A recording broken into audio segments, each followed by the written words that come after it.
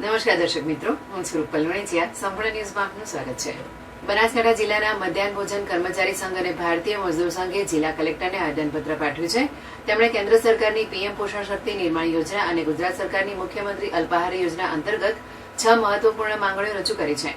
કર્મચારીઓએ જણાવ્યું છે કે ગુજરાત રાજ્યમાં 1984 થી ચાલતી આ યોજના અંતર્ગત તમામ શાળાઓમાં કિચન ગેસ અને જરૂરી સ્ટાફની સુવિધા ઉપલબ્ધ છે.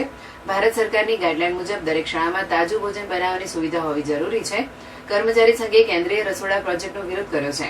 તેમના મતે 40-50 કિલોમીટર દૂરથી રાત્રે 3 વાગે બનેલું ભોજન બીજા દિવસે બપોરે 2 વાગે બાળકોને આપવું યોગ્ય નથી. તેમણે માંગ કરી છે કે આ ટેન્ડર રદ કરી શાળા કક્ષાએ જ તાજું ભોજન બનાવવામાં આવે. સુપ્રીમ કોર્ટના ચુકાદા મુજબ આ યોજનામાં રસોઈયા તરીકે અનુસૂચિત જાતિ અને અનુસૂચિત જનજાતિના લોકોને અગ્રતાક્રમ આપવાની જોગવાઈ છે. કર્મચારી સંઘ માને છે કે કેન્દ્રીય રસોડા પ્રોજેક્ટથી સામાજિક સમરસતાનું વાતાવરણ પણ પ્રભાવિત થશે.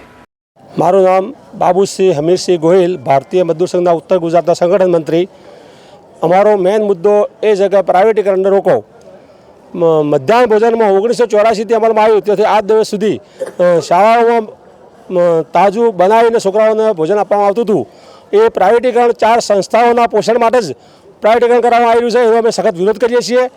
અને જે મજૂરનો પગાર 400 સરકારી રેટ 476 રૂપિયા છે, એની જગ્યાએ 14,000 એ જ પ્રમાણે 14,000 રૂપિયા ખરેખર અમારે મહેનતોનું મળવું જોઈએ, એ અમારી માગણી છે. મુખ્ય માગણી એ છે કે અમારા સરકારશ્રીને એ જ વિનંતી કરવા માંગીએ છીએ કે જે એનજીઓની તરફ જઈ રહ્યું છે એ ના જાય.